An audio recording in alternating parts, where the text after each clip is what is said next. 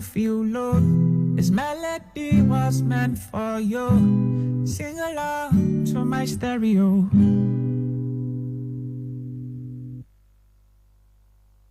Melody 100.7 FM. Stay cool with Melody.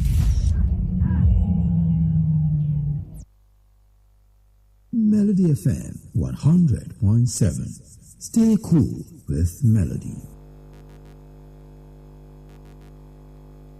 In some more than 3 years, Nigeria as a whole is free and it conclude support the organization of ethnic communities to basic organizations.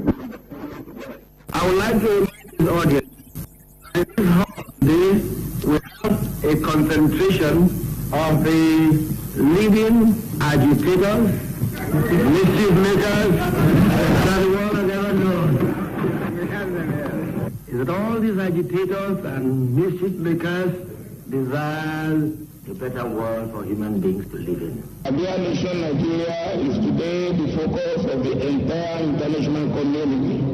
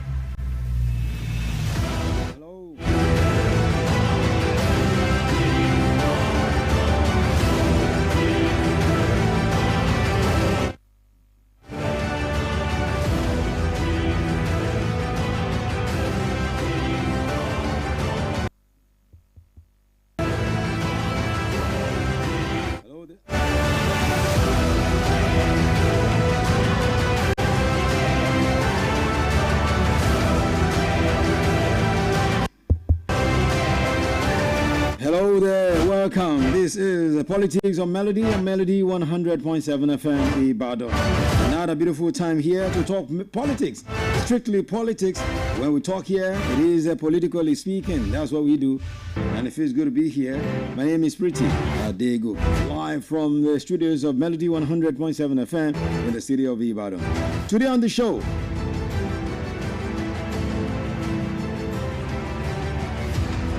the controversy continues concerning what type of judgment Nigerians have been asking the Supreme Court gave on Monday, giving the president a power to sack an elected governor, or let me say to suspend an elected governor and declare a state of emergency. Because the Supreme Court gave the verdict and said the president has the power to do that. We'll be looking through that. When my guest comes through, we'll be looking through all of that. We're having a senior lawyer in the house, and we'll be talking about that. What it portrays for our democracy, what dangers or otherwise it can have for our political system. Of course, the story continues concerning the North, as people are telling the North that, look, you protect yourself, protect your zone, because you are the problem of your zone. North is a problem of the North. Who is saying that again today? You will definitely get to hear.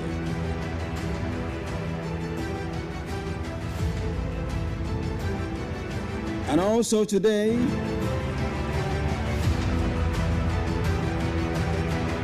we'll be looking through some, if you call it rewind, you're not wrong, because we're getting to the end of the year 2025, some of the events that made major headlines. And one of them happened to be Nnamdi Kanu. Nnamdi Kanu right now in prison, serving life imprisonment sentence. Now, political gimmicks are going on about how to get him released. What can they do? Will they be able to get him released? They are using politics to do it. Let's see what will happen, because they promised the zone that it will definitely happen. They will use political means to get Nnamdi Kanu out. You get to know what they are doing and who is doing what to get Nnamdi Kanu out. Omoyele Sowore continues to talk. as the NLC made good of their threats today to have a protest against insecurity pervading the land, ravaging the nation. You get to hear what the protest is all about, of course, what went down and what has happened. So these are more we'll be having for you today on Politics on Melody 100.7 FM. The finest is here, and welcome to the show.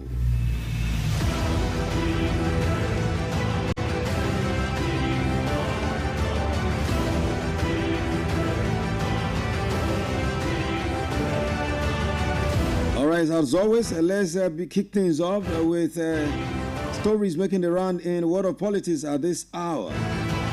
These are your political stories at this hour. Let's begin from Ogun State, where the National Treasurer of Accord Party, Chief Abdulaziz Oyeniyi Salahuddin, has declared that the party held a lawful primary election in Osun State on December 10, 2025, exactly 1 week today. Of course, he explained that the primary was conducted in compliance with the Electoral Act 2022 and under the supervision of the Independent National Electoral Commission (INEC), and with Governor Ademola Adeleke as the sole aspirant for the governorship election. According to him, the National Treasurer, he stated this at the press briefing in Minna, and he disclosed that the party conducted a full election with 150 accredited delegates, with Adeleke securing 145 valid votes, while 5 ballots were voided due to incorrect thumb printing. He noted that the process was transparent, with INEC, the media, observers, and security agents in attendance. Salahuddin, who chaired the electoral committee, declared Adeleke the winner. He rejected a parallel election organized by those he described as members expelled from the party in 2024, alleging it was a destabilization effort backed by the All Progressives Congress (APC) in Osun State. The Accord is a party. According to him, they don't have any faction. Accord is Accord. You know, he's stating this because of some of the stories flying around that whatever that has happened, that Adeleke is a candidate of Accord, it might not come to reality because some people are saying he did not have valid election right there. Okay, let's see what will happen at the end of the day. Governor Seyi Makinde of Oyo State has addressed speculations regarding his potential move to the APC amidst recent moves by some opposition governors to join the ruling party. Makinde was speaking a while ago in Abuja during the public launch of Headliners and Soul Bites, media movement that defined an administration, a book authored by former Minister of Information and Culture, Lai Mohammed. And according to him, he is not APC and is not about to become APC, stressing that Nigeria's progress depends on sincere collaboration among leaders across political divides and to advance the country. Governor Makinde stated that Nigeria's deepening divisions are largely fueled by the ambitions of the political elite rather than the desires of ordinary citizens. Makinde noted that while most Nigerians aspire for unity and peaceful coexistence, they are often manipulated along religious, ethnic, and regional lines by politicians chasing political interest. And he warned against the winner takes it all approach in politics, stressing that it promotes exclusion and weakens national cohesion. The governor of Oyo State also underscored the importance of reaching a consensus amongst the political elite that prioritize good governance and addressing current national challenges instead of reviving old political rivalries. Drawing from his own experience, Makinde highlighted that political success depends on divine timing. He shared that both he and former President Muhammadu Buhari experienced electoral setbacks before eventually attaining office. And reflecting on Nigeria's history, Makinde observed that whereas early leaders were focused on uniting a post-war nation, today's challenges are different and demand fresh solutions. Good things that Makinde said today there. Will the leaders reflect on all of these things that Sheyi Makinde said? It will be good for them if they can. Now, the caretaker committee of a faction of the PDP in Bauchi State has cried out that Governor Bala Mohammed should be held responsible should anything happen to any of their members or supporters. Members of the factional caretaker committee, which was recently appointed by the Nyesom Wike's camp of the PDP led by Alhaji Abdurrahman Mohammed, raised the alarm while formally accepting their appointment. The committee affirmed its unwavering commitment to diligently discharge their responsibilities entrusted to it. According to the Bauchi Factional Caretaker Committee, it said it will act in accordance with the constitution of the party and the directives of the national leadership.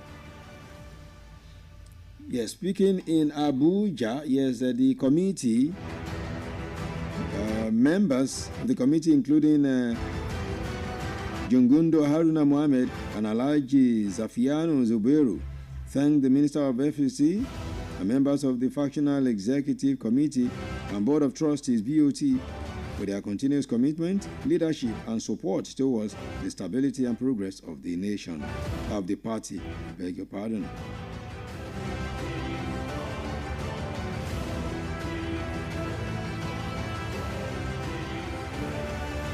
Now, the Lagos State chapter of the APC has described remarks attributed to a chieftain of the African Democratic Congress, ADC, Kenneth Okonkwo, suggesting that President Bola Tinubu can now rule Nigeria with the military following a Supreme Court verdict relating to the emergency rule in Rivers State as reckless and misleading. The party said that such remarks by Okonkwo were not only false but also intellectually dishonest, stressing that Supreme Court verdicts are not military decrees. According to Mogaji Sheyoladejo, spokesman of the arm of the party in Lagos State, said the Supreme Court did not suspend democracy in Rivers State but merely interpreted the law as empowered by the Nigerian Constitution. In a statement, Oladejo said, in a constitutional democracy, court decisions may disappoint political actors, but they are binding on all.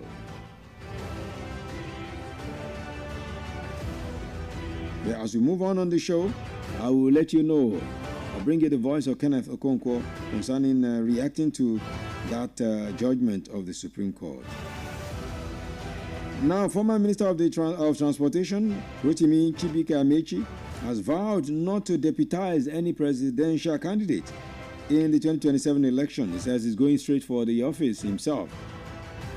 There has been speculation that the former governor will deputize ex-Vice President Atiku Abubakar, who is likely to emerge as the flag bearer of the ADC. But speaking at an event in Abuja, Amechi clarified that he is too presidential to be anybody's vice. He says he cannot be deputy to anybody. He wants to be president himself. So according to Amechi, who is also eyeing the presidential ticket of the ADC, the problem with the office of the vice president is not ceremonial, it is structural. The former governor of Rivers State claimed that in Nigeria, the office of the vice president is designed to be subordinate, often powerless, and depend entirely on the temperament of the president. So I will not be a vice president to anybody. I want to be president. That's what Chibike Amechi said. Now, that's what is making people to believe that the ADC might just be crumbling even before everything starts, because the ADC, the way it is, might not be able to stand all of the gladiators. Amechi want to be president. Obi want to be president. Atiku want to be president. Even speculations arrived that El-Rufai wants to be president, even though he denied it at the weekend. So who is going to leave the flag, the ticket for who? That's the situation right now. Will ADC survive? Okay, let's quickly move to Abia State now, where a member of the Abia State House of Assembly representing Ukwa East constituency, Louis Chinemerem, has officially defected from the PDP to the Labour Party. The lawmaker announced his defection at the floor of the House during plenary session, and while rendering his official resignation from the PDP, he declared his new political affiliation with the Labour Party. He is regarded as one of the most outspoken lawmakers in the Abia State House of Assembly, in addition to the number of bills he sponsored. A close associate of the lawmaker, who spoke on the development, said the crisis rocking the PDP was one of the reasons that influenced the decision of the man to defect from the PDP to the LP. All right, let's round it up today on the political roundup stories. Let's get into it now after this. Stay tuned.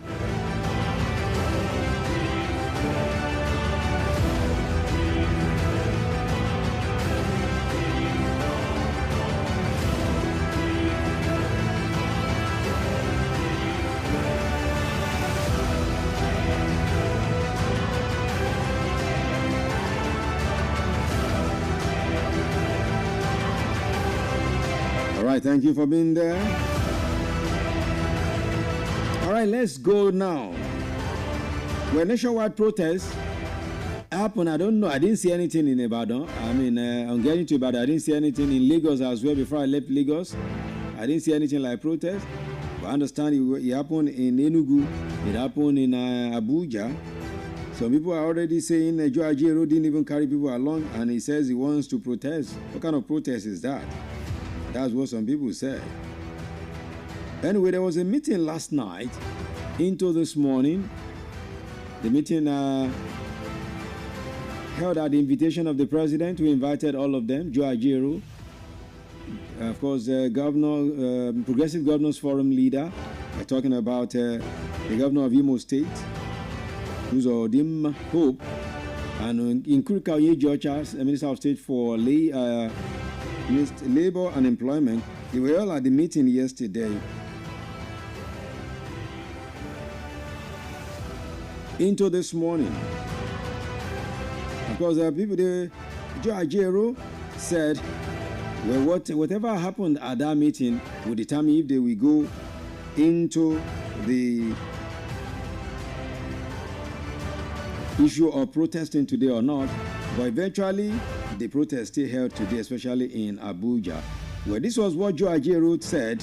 And after Joe Ajero, you will hear Hope Uzodinma also talking about the meeting yesterday, and Nkrika Onyejuocha, Minister of State for Labor and Employment, concerning the meeting they had with the president yesterday night. The meeting had a breather, then returned again. This was when they had a breather before they went in for the second part of the meeting. Let's take a listen to Joe Ajero and the likes. With the president, we came for consultation with the president and we have finished, so we have to go back to our meeting and then continue tomorrow. By tomorrow we will get the outcome. Okay, are you still insisting on your protest? If I'm insisting or I'm not insisting, I will communicate to you. It's not an organization that one person rules. Let's go back. Now you have a meeting of Labour and the Governors Forum. We'll go back to the drawing board and digest all that Mr. President said to us and move forward from there. All right, thank you. Consultation is going on. We are dialoguing. Like he said, at the end of the day, you know what you are supposed to know and what you want to know. Okay, what do you think Nigerians should expect out of this? Of course, we are here to serve the country. Both the Labour, the government, and the governed. We're all working service to the nation. Citizens who are also members of NLC wanted to see Mr. President, and they've seen Mr. President. And of course, you know, they are happy they've seen Mr. President and they've had firsthand that at least the president has driven the economy out of the woods. Okay. So it's a very good news. That was, okay, let me see, those were the voices of Joe Ajero, Hope Uzodinma, and of course Nkrika Onyejuocha, respectively. And so people thought, after meeting with the president, so there wouldn't be any need to go into any protest today. But the NSC made good of the threat and still went ahead with the protest, which some people have regarded now as a failed protest. Because, if there's protest in Nigeria and Lagos is not feeling it, Ibadan is not feeling it, only Abuja, Enugu, or maybe just a few. Some people are saying that was not a protest. That was not. This is what happened earlier today.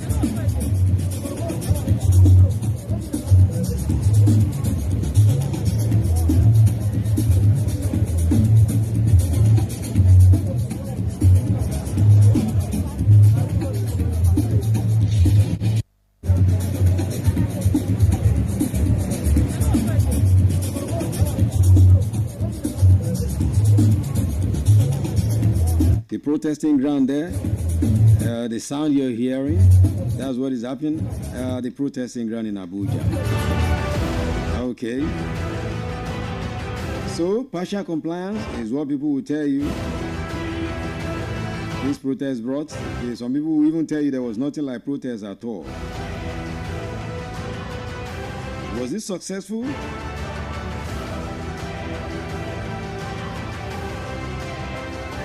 Was it not? Well, only time will tell for us to know if it was successful, because with what we saw earlier, it didn't look like it was successful at all. Yes, that's what we'll say. Because moving around before coming to the office, he didn't notice anything much.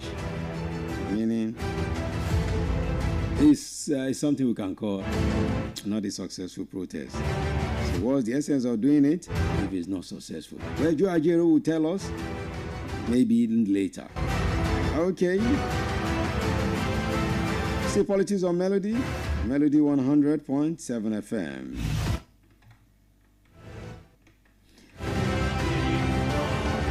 All right, let's move away from that one now.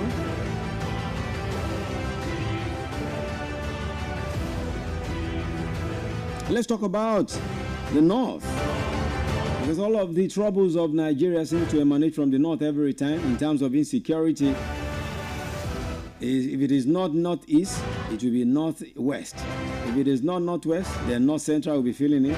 First, it was terrorism from the Northeast, then banditry in the Northwest, then North Central, kidnapping and herders, farmers clashes. Who is the problem of the North? That is a question most Nigerians have always asked. Who is actually the problem of the North? But one of the top men who should know better in the North, Malam Ali, is saying that North is the problem of the North. Nobody is the problem of the North. North is his own problem, so they should not even look elsewhere. They should look inwards to find solution to their own problem. We have had a northern president from Katsina for 8 years.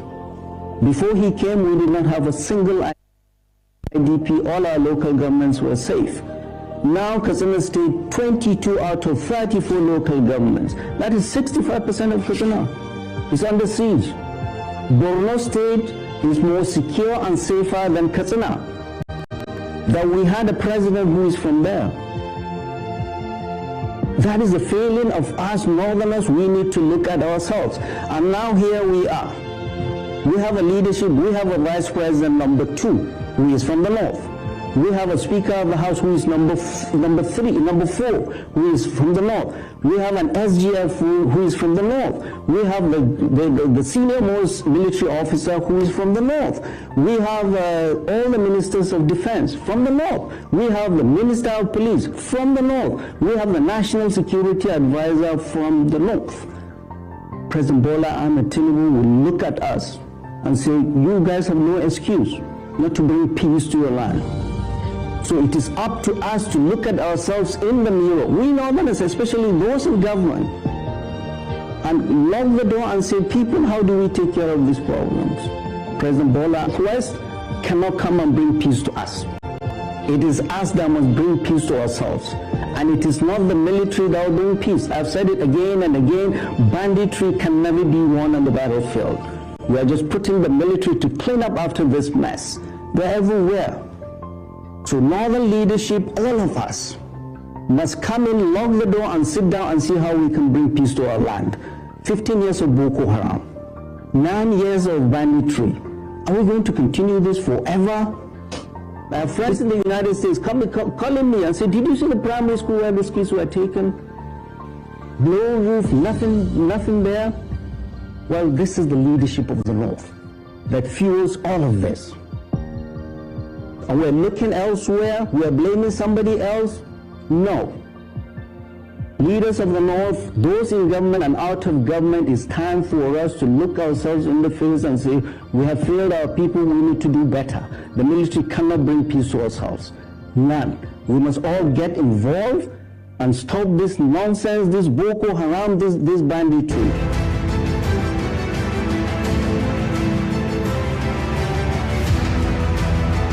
That's a major stakeholder there talking about the problem of the North being in the North. The North should not look elsewhere, they should look inwards and solve their own problems by themselves. It's still Politics on Melody 100.7 FM. This beautiful, beautiful day. Just two Wednesdays to wrap up the year 2025.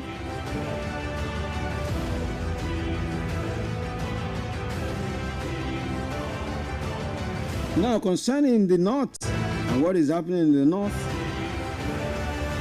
the allegation that the people in government struck a deal with terrorists, and that is why Nigeria has continued to witness insecurity and unrest. They said the people in power, people at the helms of authority, were the ones that went to invite troubles to Nigeria. And since they invited trouble, the trouble has now gone beyond them. They can't even control it anymore. And that is why we're where we are today. Take a listen to this. Take a listen. Just take a listen. Of course, I will be back. Take a listen, okay? In order to become the president of Nigeria, whether we like it or not, it is no longer a secret anywhere in the world. Nobody can argue there were deals that went on. And in essence, what he did was that he, more than anybody else, realized that there are many factors to the Hydra. In terms of the kinetics, apart from the Fulani, the Boko Haram, the ISWAP controlled, Ansar, Lakurawa and Co. And what he did was to play them against each other. People don't realize that the Mandela bombing in Niger State, the Catholic church that was bombed in Niger State, the fellow who headed it actually was in Lagos, in Snake Island. 2 days, 3 days, and then traveled to northern Nigeria to take his team to execute. What does that tell you? Now, when he got into police custody, he was arrested and he miraculously escaped.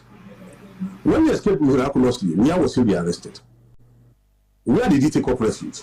He took up refuge in the lodge of a serving high-placed government official from Borno State, who happens to now be who?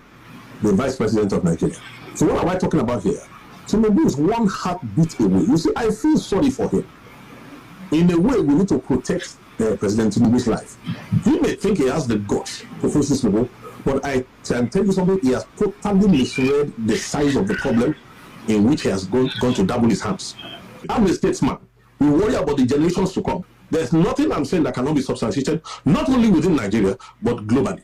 So let nobody deceive themselves. He's so-called, look, why do you think the federal government is trying to deny an evident truth? And all these people who have collected 30 pieces of silver, all these people speaking from two sides of the mouth, who are just shifting positions like the mendacious president that we have, why do you think they are going on like that? Because there is a plan. If this intervention had not come, and the president was allowed to go through his 8 years, who will he hand over the country to? And does he think they are not wise enough to know that if they are able to eliminate him, into whose hand does the country go? Now this is where the problem is. If the country goes into the hand of the Boko Haram, the Fulani will not be happy. Look, let me give you a good example. An open secret. If you remember very well, just after he came in, there were some kidnappings, some bombings, and then there was an outrageous demand for one instance, was it 20 billion or something, impossible amount of money. When that demand was made, it was not really because they felt that kind of money will be paid. It was a direct message, a coded message to the presidency. Everybody is aware now that there was complicity in the times of in terms of the former president Muhammad Buhari. Like I mentioned Issa Pantami. Also, don't forget about that his interesting governor who turned against Buhari in the last minute, who was persuaded to turn against Buhari, the worst governor Kaduna State has ever had.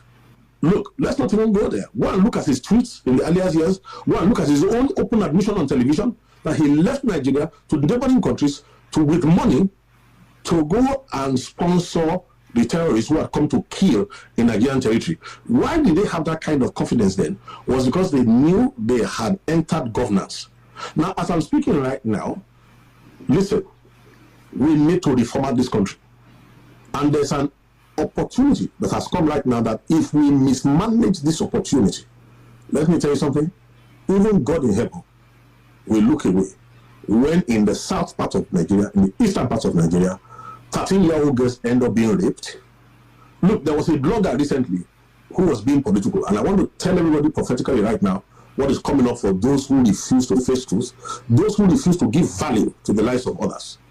A young blogger recently said that there's no genocide, I'm a Christian, I don't feel threatened, long live PBAT. She was one of those who was killed, if the account that is coming is right, in Kwara State in a church attack. Oh, she thought it was far away. Now, this is the fate, sadly. The declaration of Nigeria as a country, a CPC, that designation is a human designation. What we should worry about is that God in heaven himself had already declared Nigeria as a country of particular concern. We should be worried if God is declaring Nigeria a country of particular concern. We should be worried because according to these respondents, Nigeria is sitting on the keg of gunpowder. We struck a deal with enemies. Now enemies are laying ambush for us every day and dealing with us. God have mercy. It's still Politics on Melody, 100.7 FM. Still, well, I'll come back. Let me have a breather. When I return, we look looking at Omoyele Sowore and why he's joining the protest today.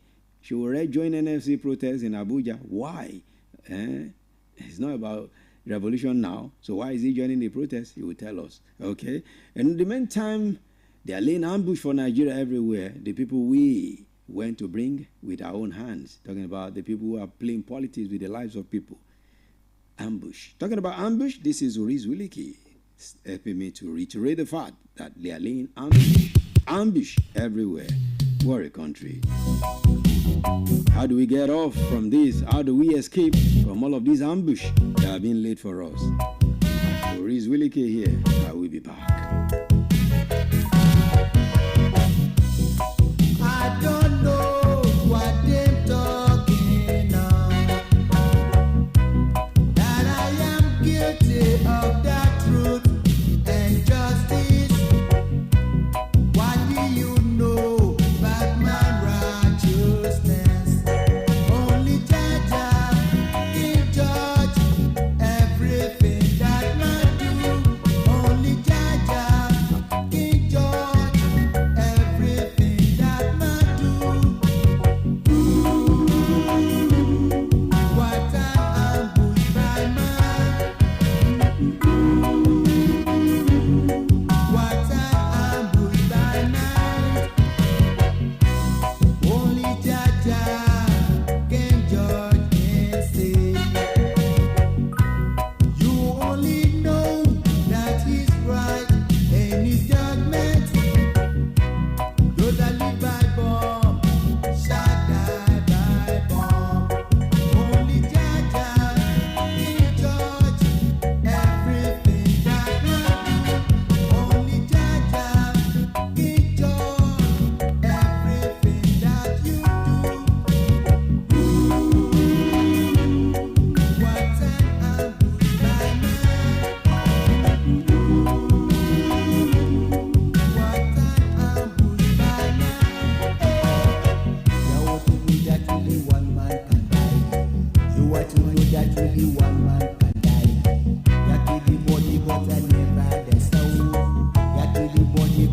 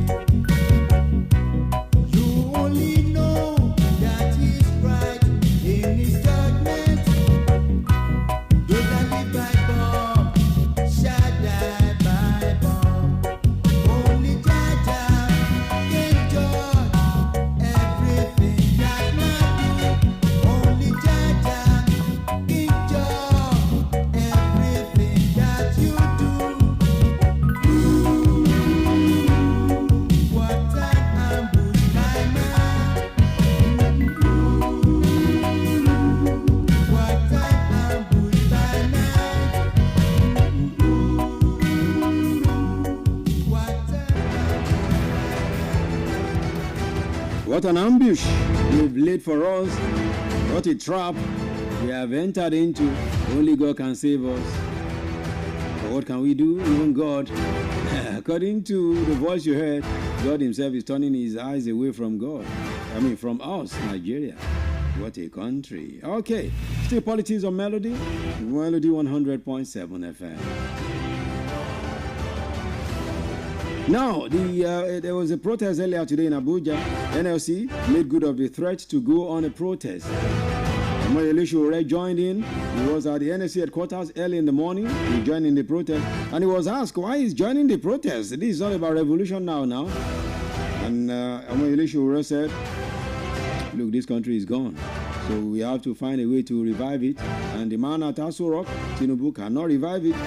What does Omoyele Sowore feel about these protests and joining it? Take a listen. It's an unprecedented level of insecurity.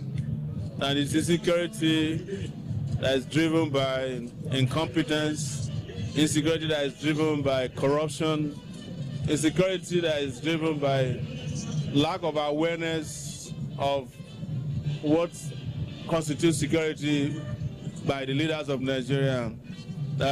People always make a mistake that security is only limited to physical security alone. But what we have warned over the years is that lack of social protection, lack of education, the lack of opportunity for our people is going to lead to massive insecurity. So even as we are calling for immediate short-term solutions to this insecurity, our position is that the long-term solution is economic security, it's job security, it's security in the power sector. Because without stopping all these insecurities, you are only putting band-aids on an open wound driven by cancer. That's our... I will be speaking here today as a member of the APC, not of particular concern, but with a particular defense, a minister of state for defense, who is security situation is tragic. Funding bandits can never end insecurity. A president of Nigeria whose political career was built on creating insecurity in Lagos can never end insecurity. And all these governors who are driven by selfish interests, whose only agenda is to steal security funds, can never end insecurity. So beyond just hoping that they will end insecurity, you must hope, you must fight for the will to overthrow this particular old order.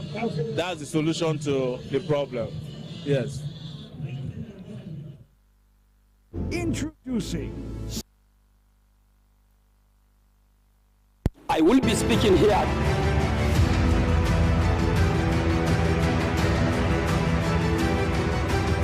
As Omoyele Sowore speaking on why he decided to join the the protest march against insecurity in Nigeria that NLC is observing today, protests about NLC today. Well, let's see after today what NLC will decide to do.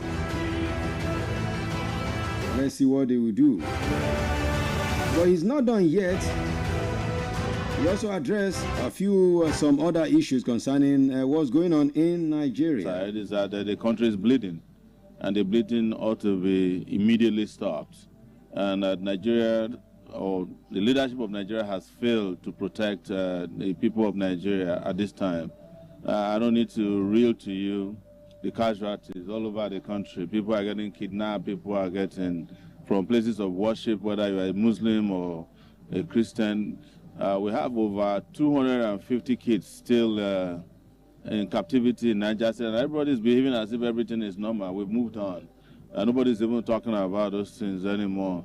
We even have our soldiers of the Nigerian Air Force captured by a small republic of Burkina Faso. It looks like everything has broken down irretrievably, and we have a duty to keep conscientizing and mobilizing Nigerian people to sit there and look, enough is enough. And that is why we are here to march peacefully with the NSC leadership because they invited us to be part of it. But in terms of what they exactly want, I think they are in a better position to say that. Because I know that as of last night, they were still with the government. So their priorities might have changed, but I don't think their demands could have changed. Yes.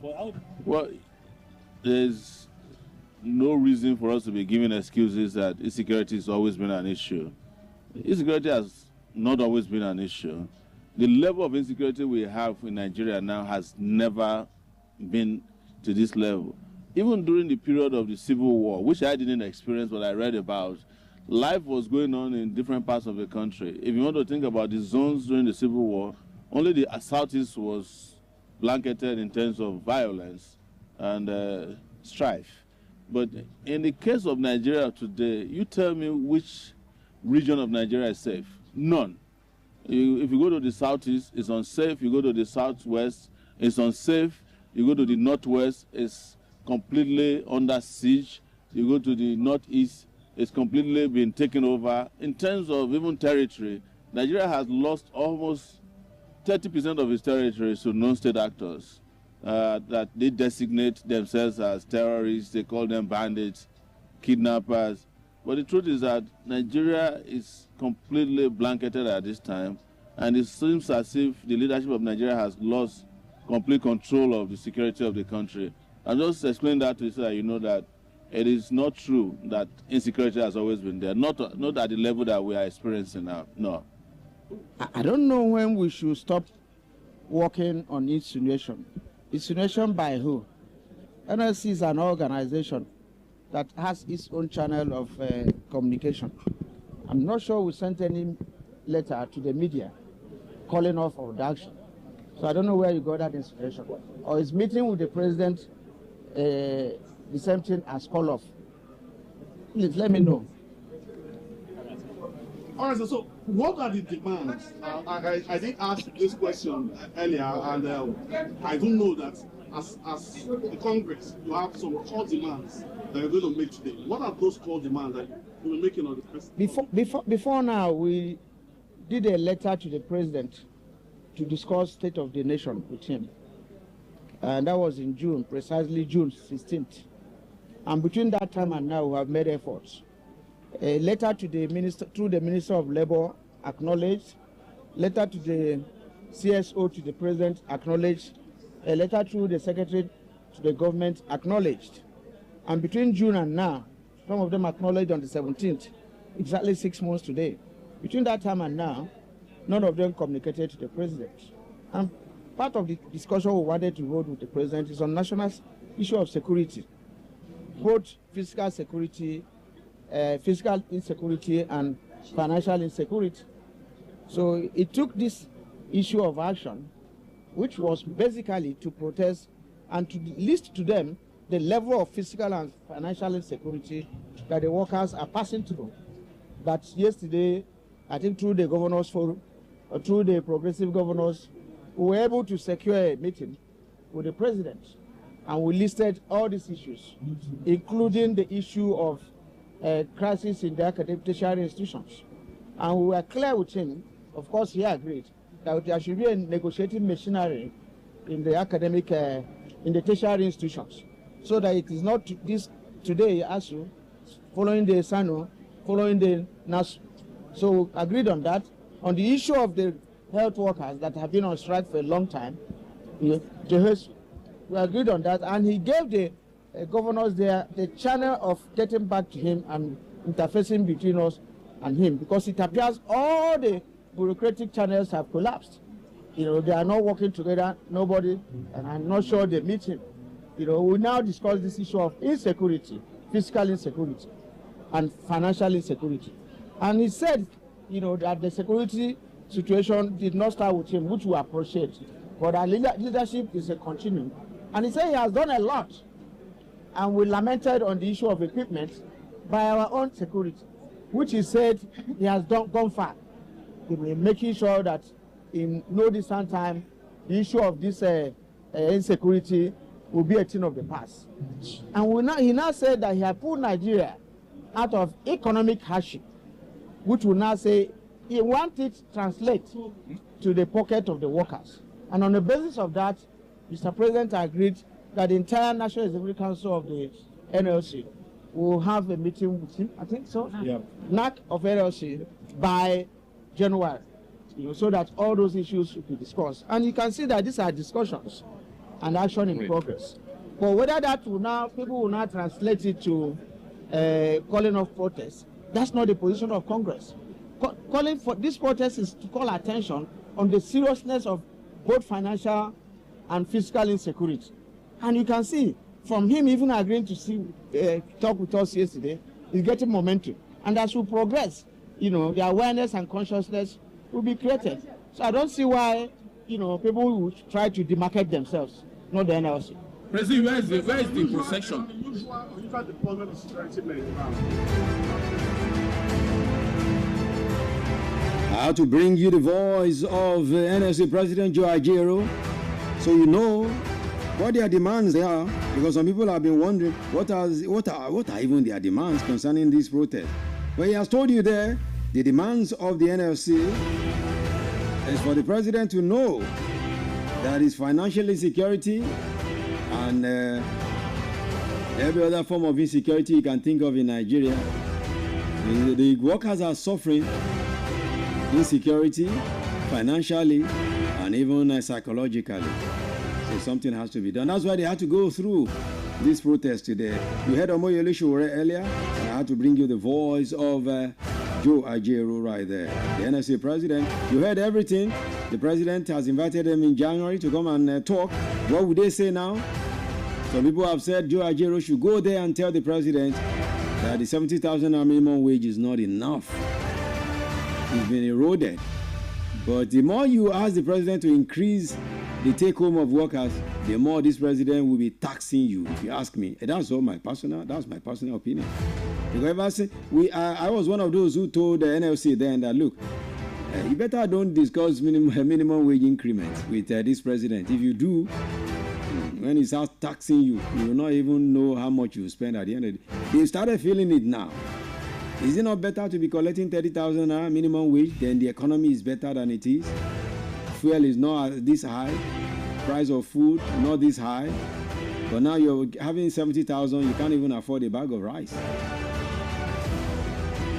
Wait, let's see what happens when they meet him in January. January is just next week. Okay, 2 weeks time, right? 2 Thursdays from today, we'll be in January 2026. Let's see what will happen. Okay. All right, the next 2 weeks, I'm going to be using it to do a wrap of 2025, the major political happenings in 2025.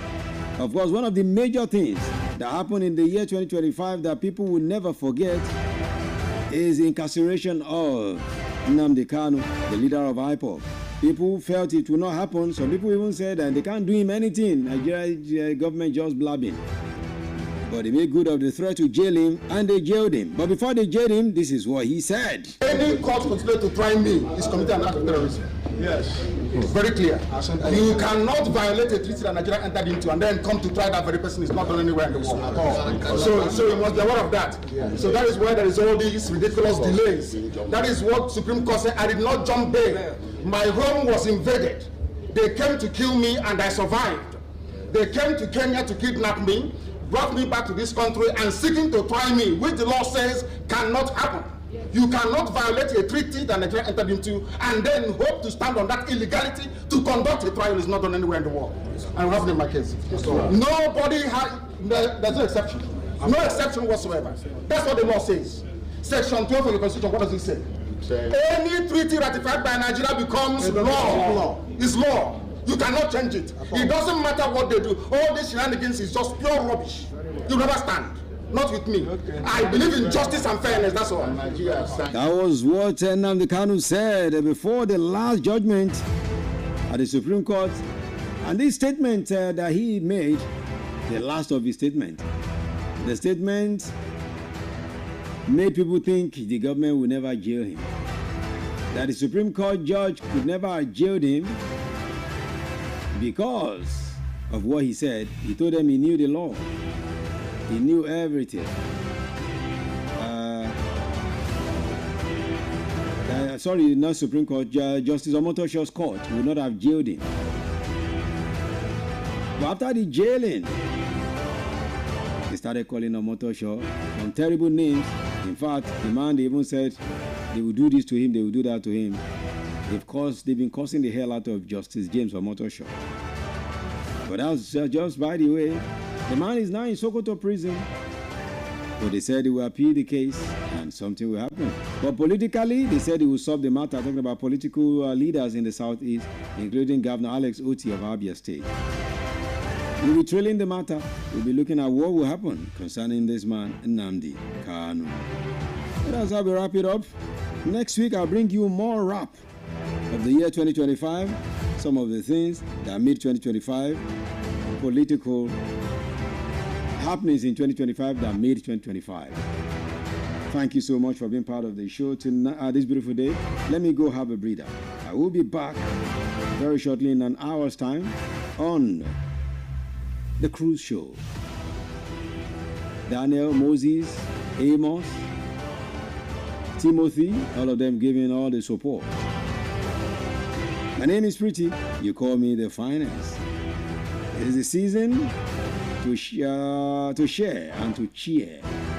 So make sure as you take all of the things that you want to take for the season, please make sure you do not go against the law. And make sure you do not go against your own health as well. Don't take things that will hurt you. Because this Christmas is not the only Christmas you have. You still have more Christmas coming. So don't kill yourself with this one. Don't be like Daniel that got all scared Monday here. You know, this Daniel should be arrested now. I'm still waiting for the DPO to come and pick him up. He did something on Monday and we're waiting for him to be picked up. So thank you so much. I'll be back very shortly. Okay, here is the reason for the season is love. One of the things that make up the season is Christmas song. And this one is from Warri. Let me give you this one. Christmas made in Warri. God bless. And of course, the Ebony Band and this one. I'll be back in a jiffy at 6 o'clock. This one na Christmas song. The day when they born Jesus Christ, the Son of God. That is why I say everybody, let's